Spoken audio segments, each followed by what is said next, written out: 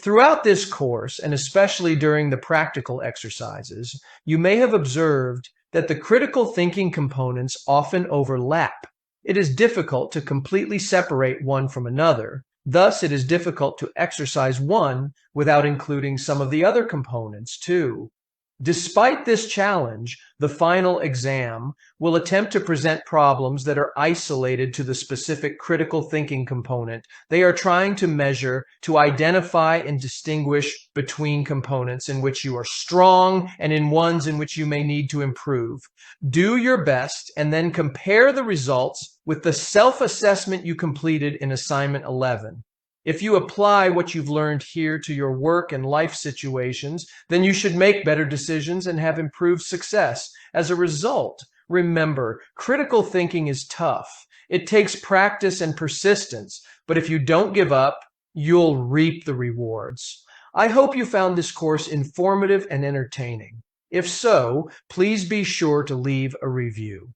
When doing so, remember that the average Udemy course is rated an average of 4.2 stars. So please rate this course lower than 4.2 if you think it below average, 4.2 if you think it average, and above, 4.2 if you think it is above average when compared to the other courses on Udemy. Please let me know what improvements you'd like to see in this course and what other courses you'd like me to teach. Thanks for your interest in this topic, and I wish you much success through better thinking and better decisions. My name is Robert Folker. I enlisted in the U.S. Air Force after struggling for 2 years in college, thinking my quick thinking and decisive actions would serve me well. Little did I know that my journey would lead me to a role I hadn't initially imagined, becoming an intelligence analyst. My instincts had often guided me through my early years in the Air Force, but in the realm of intelligence analysis, where precision and accuracy were paramount, my intuitive approach was falling short. My analyses were quick but flawed, and I knew a change was in order. Determined to adapt to the demands of the intelligence community, I decided to explore the world of critical thinking. My off-duty hours were devoted to studying intelligence analysis methodologies, attending specialized training sessions, and seeking mentorship from seasoned analysts. It was a departure from what I was used to, but I understood the importance of honing my analytical skills. Immersing myself in the principles of critical thinking, I began to question assumptions, carefully evaluate evidence, and consider alternative scenarios.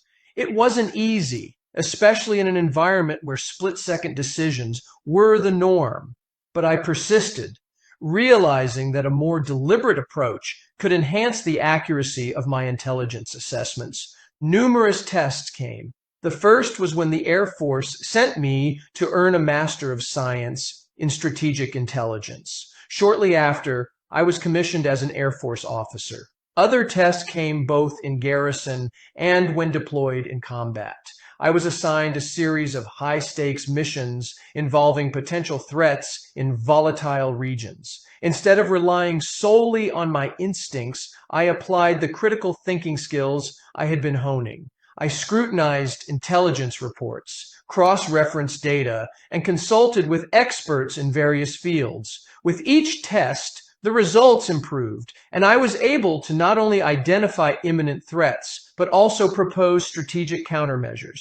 My recommendations were helpful and led to successful missions that mitigated the potential dangers. The once impulsive airman had transformed into a strategic thinker, and my reputation as a reliable intelligence analyst grew. But my journey hasn't ended. Inspired by the positive outcomes and the impact critical thinking had on my role, I continue to refine my skills and encourage others to adopt a more analytical mindset, emphasizing the importance of a thorough evaluation in the realm of intelligence. I hope my story will inspire you. Through my commitment to critical thinking, I protected the lives of my comrades in arms and helped many others to accomplish even more in their careers. If you're not opposed to improving how you think, then join me on this journey. As you may have already noticed, I use some artificial intelligence, AI tools, to produce the audio and video lectures in this course, which reduces the time and cost to create and publish content. I hope you notice and appreciate the improvement in production quality, especially when compared to the earlier courses on intelligence analysis that I created and published on Udemy. As a result of the AI technology, I think you'll find this course more engaging than it would be otherwise. Also, leveraging AI allows me to create more courses at lower prices and make them available to more people on the Udemy platform. So, I request you let me know if there are other courses that you'd like me to teach. Despite my use of AI to assist in the production of this course, I assure you the content is developed by me, based on both sound theories and personal application. More importantly, I believe it will help you retain the material and apply it where appropriate in your life. Thanks for joining me on this journey. Now, let's get started with learning how to master critical thinking. Hello, and welcome to the first module of Mastering Critical Thinking, a practical guide to sharpen your mind. I'm thrilled to be your guide on this journey to enhance your critical thinking skills. My name is Rob Folker. I have a master's degree in strategic intelligence and retired from the Air Force after 34 years of continuous service. During my time in the Air Force, I completed several assignments as a communications and computer operator, intelligence analyst, instructor, and staff officer. I also completed several combat tours in the Middle East, Asia, Africa, and Europe. I completed my last assignment as a commander of a cyber intelligence squadron at Fort Meade, Maryland. I now serve as a defense consultant and provide training to joint and coalition military forces to improve their readiness and assist in the development of new tradecraft to outpace emerging adversary capabilities. I teach different courses on Udemy and hope you'll search for them if you enjoy this class. Today, we will dive into the fundamentals of critical thinking, exploring why it's crucial in both personal and professional contexts. Let's begin by addressing a fundamental question. Why does critical thinking matter? Well, critical thinking is like a mental Swiss Army knife, a versatile tool that empowers you to navigate life's challenges and make informed decisions. To start, let's define critical thinking and break down its key concepts and components. Critical thinking is more than just thinking deeply or analytically. It's about actively and skillfully observing and investigating, understanding, applying, analyzing, synthesizing, and evaluating information to reach a conclusion or solve a problem. Although there are as many definitions as there are experts on this topic, I prefer the following definition. Critical thinking is reasonable, reflective thinking focused on deciding what to believe or do. Now, let's explore the 6 components that make up critical thinking in more detail. We'll begin with the observing and investigating component. This component involves one's ability to identify the major factors and relevant evidence, distinguish between static and dynamic variables, recognize omissions and errors, and summarize the situation and context. Understanding is the second component and includes the skills necessary to challenge assumptions, clarify statements, and identify cause and effect relationships. The applying component refers to one's ability to transfer skills from the classroom to the real world. Some examples include the ability to apply general principles to specific circumstances, use models to provide insight, adapt old models to new situations, and apply lessons learned from one event to similar situations. Analyzing is one's ability to break a problem down into its most basic parts, describe the function of each component, reveal hidden assumptions, and uncover relationships and patterns. Synthesizing is the ability to create new insights and meaning by imagining, theorizing, and inventing. This includes the ability to make logical inferences from facts to construct a reasoned argument. Evaluating is the ability to accurately reflect, assess, and judge. This requires the ability to uncover biases, draw conclusions, and make recommendations. As may be apparent from our discussion of the 6 components, critical thinking and decision-making go hand in hand. When you think critically, you're better equipped to make sound decisions. Let's delve into the relationship between critical thinking and effective decision-making. Imagine critical thinking as the compass guiding your decision-making process. It helps you analyze information, assess alternatives, and make choices that align with your goals. Let me illustrate this with a simple diagram. As you can see, critical thinking serves as the foundation for effective decision-making. The better you can think critically, the more confident and informed your decisions will be. Now that we've laid the groundwork, let's recap what we've covered today. Critical thinking is a multifaceted skill set. It involves various components, each playing a crucial role. Critical thinking is integral to effective decision-making. Congratulations on taking the first step in mastering critical thinking. In the upcoming modules, we'll delve deeper into this topic and provide practical exercises to hone your skills. Remember, the journey to becoming a master critical thinker begins with understanding its importance and building a strong foundation. Thank you for joining me today, and I look forward to our continued exploration of critical thinking. In this lesson, we'll delve into the art of forming logical and reasonable arguments. Whether you're writing a report, engaging in a debate, or simply trying to persuade someone, understanding these 2 types of reasoning is crucial. Let's start with deductive reasoning. Deductive arguments are all about drawing specific conclusions from general principles. Here's a step-by-step guide. Step 1. Begin with a premise. This is a statement or proposition that forms the basis of your argument. It could be a general truth, a principle, or an established fact. Step 2.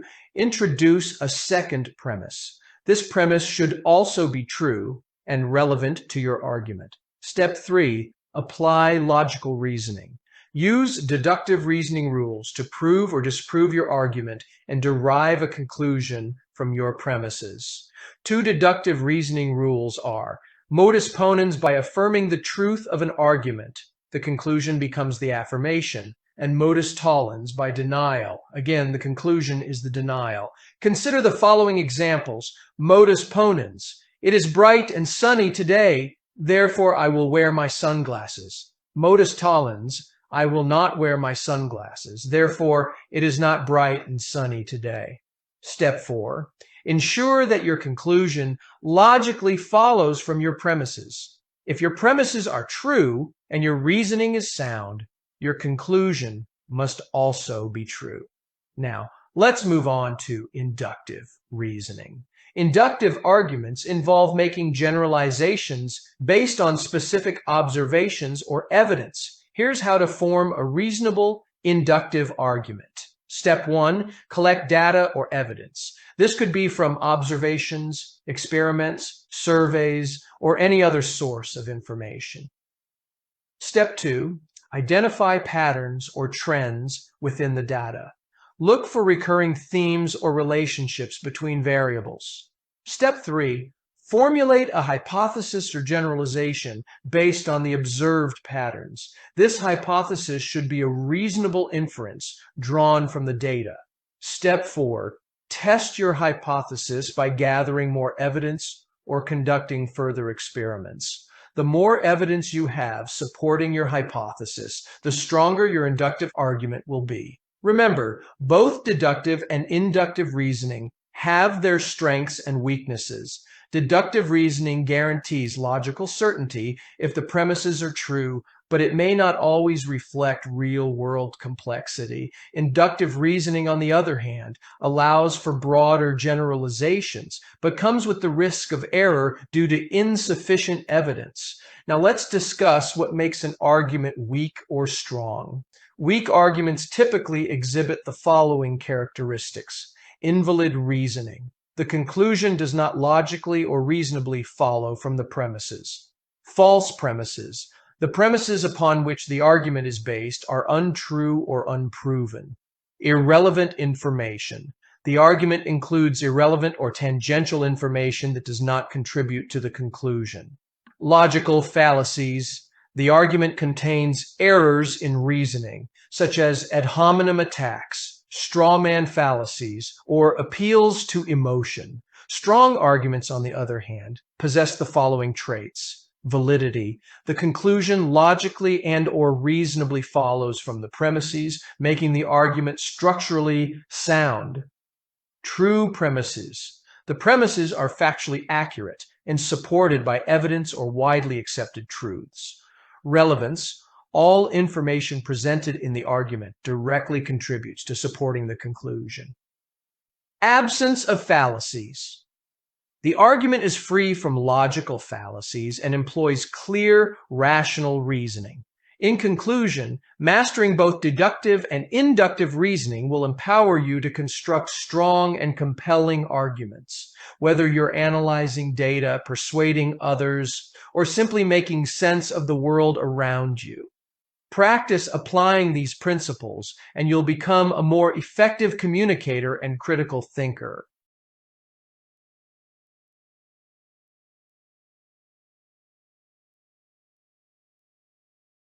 Welcome back to Mastering Critical Thinking.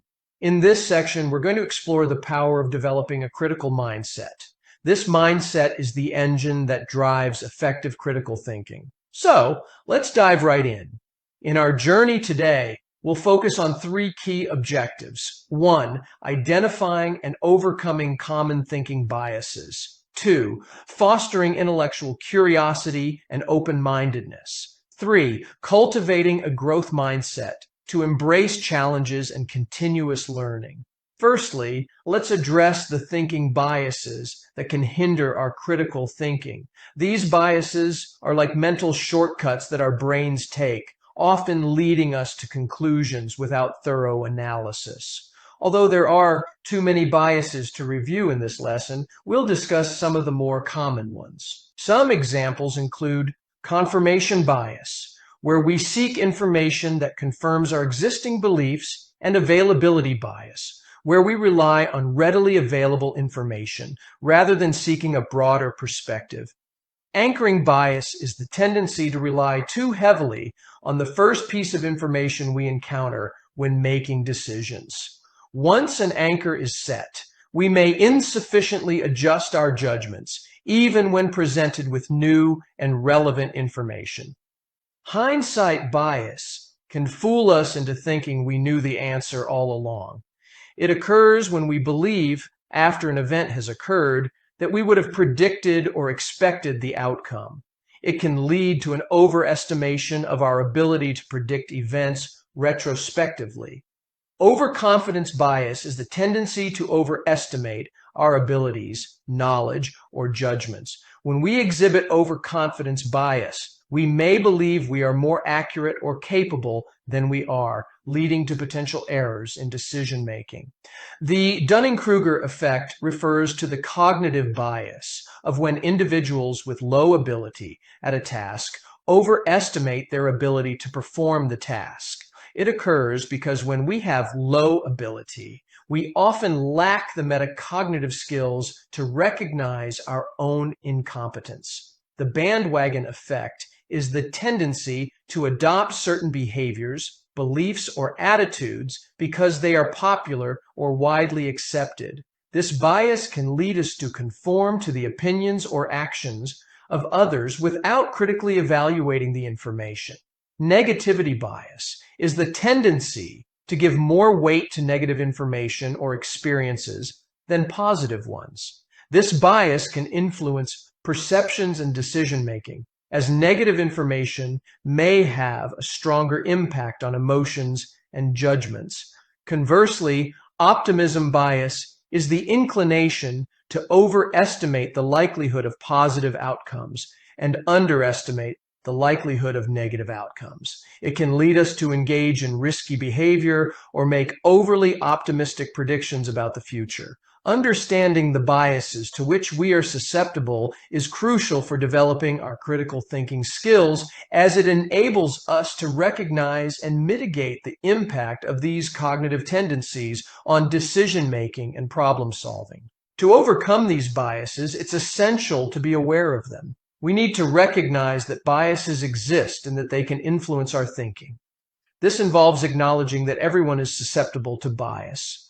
Once we are aware of our biases, we should actively seek out alternative perspectives. This involves intentionally exposing ourselves to diverse viewpoints, opinions, and sources of information.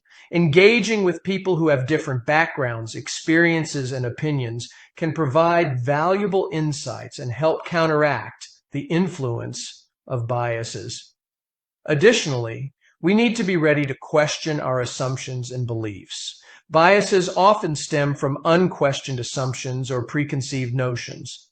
By asking critical questions about why we hold certain beliefs and whether those beliefs are based on evidence or personal preferences, we can challenge and reassess our thinking patterns. We need to engage in deliberate and reflective thinking. Instead of relying on quick, intuitive judgments, take the time to carefully consider information and evaluate its validity to mitigate the impact of biases. This involves slowing down the thinking process, especially in situations where automatic, intuitive thinking may lead to biased conclusions. We should also diversify our sources of information. Consuming information from a variety of reputable and unbiased sources helps to counteract the influence of any single perspective. This approach broadens the information base and reduces the likelihood of cherry-picking data that aligns with our pre-existing beliefs. Overcoming bias is an ongoing process that requires continuous learning and adaptation. So, stay curious. Remain open to new information and be willing to adjust your beliefs in light of new evidence. Embracing a growth mindset in this context fosters a commitment to personal development and improvement. Now, let's talk about fostering intellectual curiosity. This is the spark that ignites critical thinking. You can foster intellectual curiosity by asking questions about the world around you. Encourage a mindset of curiosity by wondering why things are the way they are and seeking answers. Don't be afraid to ask both simple and complex questions. Step outside your comfort zone and explore topics that are unfamiliar to you. Read books, watch documentaries, or attend lectures on subjects about which you know little. Actively seeking different viewpoints will expand your intellectual horizons. Regularly read news, publications, and research from reliable sources. Keep abreast of current events, scientific discoveries, and cultural developments. This exposure to new information can spark curiosity and prompt further exploration. Read books from various genres, authors, and time periods. Fiction and nonfiction alike can stimulate your imagination and provide different perspectives. Consider joining a book club to discuss and share ideas with others. Participate in conversations with people who have different opinions and perspectives. Engaging in discussions challenges your own thinking and allows you to see issues from multiple angles, fostering intellectual curiosity. Surround yourself with people who are intellectually curious. Engage in conversations with individuals who share a passion for learning and discovery. Collaborative exploration can be highly stimulating. Acknowledge that there is always more to learn and that your current understanding may evolve. Stay open-minded, admit when you don't know something, and approach new information with a sense of humility. Cultivating intellectual curiosity is an ongoing process, and by incorporating these habits into your daily life, you can develop a mindset that thrives on exploration, learning, and a genuine interest in the world. Open-mindedness is the willingness to consider different perspectives. It's about being receptive to new information, even if it challenges your existing beliefs. You can foster open-mindedness by practicing active listening. Focus on truly listening to others without immediately formulating your response. Give people your full attention and try to understand their perspective before expressing your own. Repeat back what you've heard to ensure clarity. Put yourself in others' shoes to understand their feelings, thoughts, and experiences. Developing empathy fosters a deeper understanding of others and promotes open-mindedness. Welcome constructive criticism from others. Use feedback as an opportunity to re-evaluate your opinions and refine your understanding. Constructive criticism can be a valuable tool for personal growth. Accept that changing your mind is a sign of intellectual flexibility, not weakness. Be open to adjusting your beliefs when presented with compelling evidence or alternative viewpoints. Growth often comes from being adaptable. Remember that becoming more open-minded is a continuous process that requires self-reflection, intentional effort, and a commitment to ongoing learning. Practicing active listening, cultivating empathy, actively seeking feedback, and fostering a genuine curiosity about the world are key components of cultivating open-mindedness. Lastly, let's discuss cultivating a growth mindset. Embracing challenges and seeing them as opportunities for growth is fundamental to critical thinking.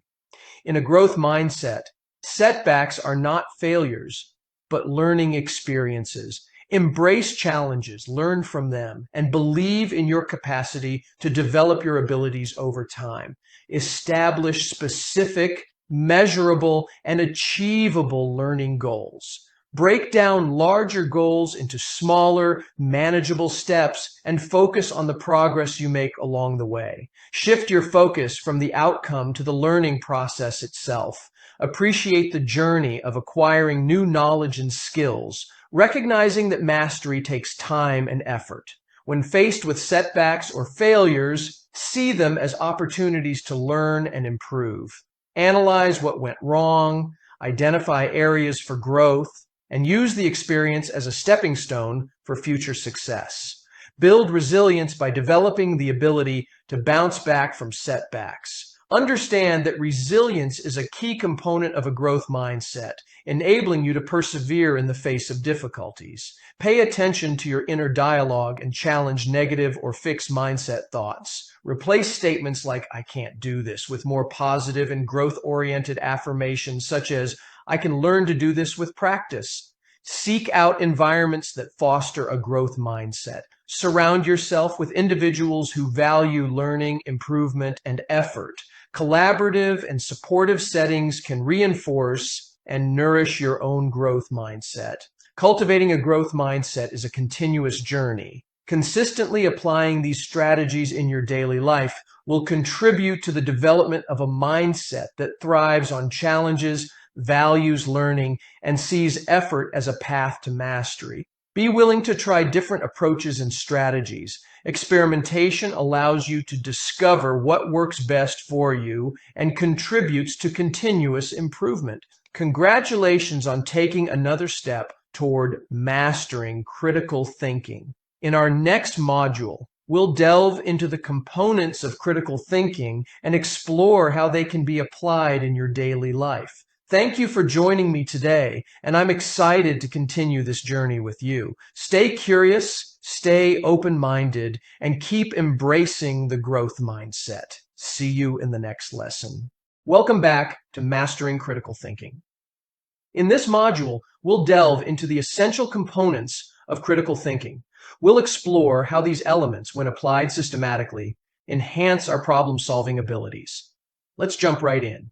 Today, we'll cover the 6 key components of critical thinking. 1. Observing keenly and investigating. 2. Understanding. 3. Applying. 4. Analyzing. 5. Synthesizing. 6. Evaluating. First, we start with observing keenly and investigating. This involves paying close attention to details and actively seeking information.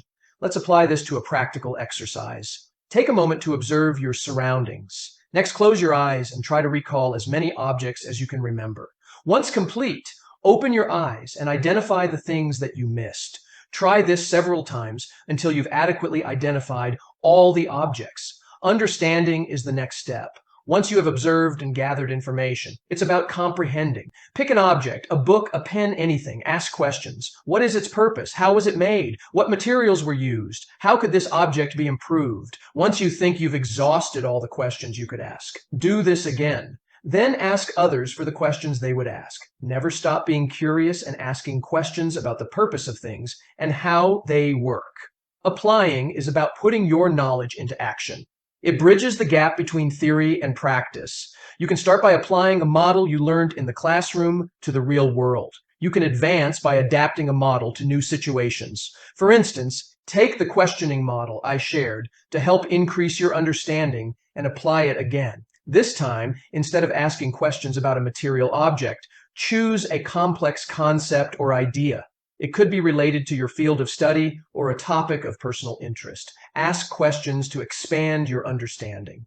Now, let's adapt that model slightly. When listening to the news about a controversial topic, instead of asking questions, try to argue both sides of the issue to better understand the factors at play. Analyzing involves breaking down information into its constituent parts. It's about examining the details critically. We are doing this very thing in this lesson on critical thinking. We are breaking the concept into its different components and examining each in more detail to gain insights into the larger concept. You can practice this skill by selecting an object or concept, identifying the separate elements within, and then examining each element to identify relationships, patterns, trends, or inconsistencies. This exercise sharpens your analytical skills, which is a crucial aspect of critical thinking. Synthesizing is the art of combining different elements to create a cohesive whole. It's about creating something new from the information you've gathered. John Boyd, a military strategist and creator of the OODA loop, used a thought experiment to demonstrate this concept. Imagine a motorboat towing a skier, a tank, and bicycle. If you analyze them, that is, break them down into the constituent parts, you have a motorboat with a hull, an outboard motor, and a set of skis being towed behind it, a tank with treads, a gun, an armor, and a bicycle with wheels, handlebars, and gears. If you took the parts from these seemingly unrelated items, could you create something new? You can rebuild many incoherent things, but one of the items you could create from a properly synthesized, coherent, and useful whole would be a snowmobile. Treads from the tank, an outboard motor, and skis from the boat, and handlebars from the bike. Think about the inferences you can make in an argument from a set of facts to arrive at new and logical conclusions. Lastly, evaluating involves assessing the validity and significance of information. It's about making informed judgments. Take a piece of information, news, an article, or a statement. Think about what factors will help you evaluate its credibility, relevance, and potential biases. What factors will help you judge a source's credibility? Would a track record of accurate and reliable reporting increase a source's credibility? Would a source have more credibility if they had direct access to the relevant information than if it were secondhand? What institutional and personal biases could affect a source's reporting? How would a conflict of interest affect their credibility? This exercise enhances your ability to make well-informed assessments and evaluations. Congratulations on completing this exploration of the components of critical thinking. Remember, these skills are not just theoretical. They're tools you can use in your everyday life. In the next module, we'll dive into practical problem-solving scenarios to apply these components in a holistic way. Thank you for joining me today, and I look forward to our continued journey in mastering critical thinking. Welcome to this next module of the Mastering Critical Thinking course. In this session, we'll delve into the crucial skills of analyzing and evaluating sources and information. By the end of this module, you'll be equipped with techniques to assess the credibility of sources and the veracity of the information you encounter. Let's begin. A source's credibility and the trustworthiness of the information you use is important. Information from a source that lacks credibility shouldn't be summarily dismissed, but you should approach it with a higher degree of skepticism. If you use irrelevant or inaccurate information, then your premises will be wrong, the inferences you make will be flawed, and you're more likely to make poor decisions. Therefore, it's essential to gather information from diverse and reliable sources while critically evaluating its relevance and credibility. A word of caution. This process cannot guarantee the information you use is relevant and accurate. Rather, in most cases, we can only hope to improve the likelihood that we can determine whether the information we gathered is germane and true. Before you begin gathering information, you should have a framework to guide your collection. First, identify a topic of interest and your hypothesis, research question, or the problem you are trying to solve. Next, determine what information is needed to support or refute your hypothesis, answer your question, or solve your problem. Be sure to seek contradictory information. Use multiple sources, books, articles, and websites to gather relevant information. Finally, assess the reliability and accuracy of the sources and information you gathered using the CRAP test. Currency, relevance, authority, accuracy, and purpose. Here's a more detailed explanation of each component of the CRAP test and how you can apply them in your evaluation of sources and information. Currency refers to the timeliness of the information presented by the source. You should consider whether the information is current and up to date for your research or inquiry. Check when the source was published or last updated. For topics that evolve rapidly, such as scientific research or current events, recent sources are generally more reliable. Determine if the source is regularly updated to reflect new developments or changes in information. Websites, databases, and news sources that are frequently maintained may be more trustworthy. Consider whether the publication date aligns with the time frame relevant to your research topic. Some subjects may require recent information, while others may benefit from historical perspectives. To determine relevance, consider how well the information in the source aligns with the research topic or inquiry at hand. You should assess whether the source provides information that directly addresses your research questions and arguments. Determine if the content is directly related to the subject matter of your research. Look for sources that cover relevant themes, concepts, or aspects of the topic. Evaluate the depth and scope of coverage of the content. Determine if it offers comprehensive information or only superficial insights into the topic. Consider whether the information is appropriate for your intended audience and the level of detail required for your research. Academic sources may be more suitable for scholarly inquiries, while popular sources may be better for general audiences. To evaluate authority, you should assess the expertise and credibility of the source. You should determine whether the source is trustworthy and reliable, based on the track record of performance and reputation of those responsible for content creation. Investigate the qualifications, expertise, and credentials of the author or creators of the information. Look for individuals with relevant education, experience, or professional affiliations in the field. Similarly, assess the reputation and credibility of the publisher, organization, or institution associated with the source. Academic institutions, government agencies, and established publishers are often considered more authoritative. Determine if the source's information has undergone peer review or editorial oversight. Peer-reviewed articles are subjected to scrutiny by experts in the field, enhancing their credibility and reliability. To determine accuracy, you need to examine the reliability and factual correctness of the information presented by the source. You should verify that the information is supported by evidence, data, or citations to allow independent verification. Check whether the information can be verified through independent sources or corroborating evidence. Look for citations, references, or links to supporting documentation. Assess whether the information is presented in an objective and unbiased manner. Beware of content that exhibits ideological, political, commercial, or cultural biases that may distort the presentation of facts.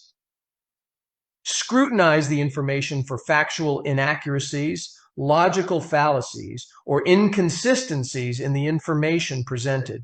Look for signs of rigorous fact-checking and attention to detail. In assessing the purpose, explore the source's intentions and objectives behind the creation of the information. You should consider whether the source aims to inform, persuade, entertain, or promote a particular agenda. Try to understand the intentions or agenda of the author, publisher, or sponsoring organization. Assess whether the source seeks to present objective information, advocate for a specific viewpoint, or serve a particular interest. Analyze the intended audience and tone of the source. Consider whether the language, style, and content are tailored to appeal to a specific audience or elicit a particular emotional response. Evaluate whether the source may have a vested interest or bias that could influence the presentation of information. Look for indications of commercial, political, or ideological motivations behind the source's content. By applying the CRAP test to analyze and evaluate sources and information, you can make informed decisions about the credibility of sources and the trustworthiness of the information you encounter. Critically analyze sources and information using these criteria and prioritize sources and information that score high on each dimension. By mastering these techniques, you'll become a more discerning and critical thinker. Congratulations on completing this lesson. Thank you for joining me today, and I look forward to continuing our journey in mastering critical thinking together. In this exercise, we'll measure and develop your higher order thinking skills in each of the critical thinking components by using a specific scenario. In this scenario, Director Willis at the CIA suspects there is a leak inside the agency. He tasks Agent Ryan to identify the most likely insider threat. There are 3 suspects to consider. Watch the series of videos and answer the questions that follow to help find the insider threat. To be successful, you must display critical thinking in your ability to observe and investigate, understand, apply, analyze, synthesize, and evaluate, make better decisions through better thinking. Welcome to our training video on identifying insider threats. Today, we'll be discussing common indicators that can help you recognize potential insider threats within your organization. Let's dive in. First, let's talk about unusual behavior. Sudden changes such as increased secrecy, defensiveness, or unexplained wealth could signal a potential insider threat. Next, keep an eye out for employees accessing files or systems outside of their normal duties or without proper authorization. This could be a red flag. If you notice anyone trying to disable or bypass security measures like firewalls or encryption, it's important to investigate further. Employees who frequently complain or express grievances, particularly about security policies or access restrictions, should be monitored closely. Be wary of unusually high network activity or accessing large amounts of data. This could indicate sensitive information being exfiltrated. Installing unauthorized software or bringing unauthorized devices onto the company network could be an attempt to circumvent security measures. Employees who ignore or circumvent company policies, especially those related to data handling and security, may pose a threat. Those experiencing financial difficulties may be more susceptible to bribery or extortion attempts, making them vulnerable to insider threats. Keep an eye on employees who show signs of disengagement from their work or the organization. They may be more likely to engage in malicious activities. Finally, employees with a history of security incidents or warnings should be closely monitored for potential insider threats. Remember, while these indicators are helpful, they're not definitive proof of malicious intent. Utilize a combination of technical controls, employee training, and proactive monitoring to effectively detect and mitigate insider threats. Additionally, fostering a culture of security awareness and promoting open communication can help prevent insider threats before they occur. Thank you for watching. By staying vigilant and informed, we can work together to safeguard our organization against insider threats. If you have any questions or concerns, don't hesitate to reach out to our security team. Stay safe and secure.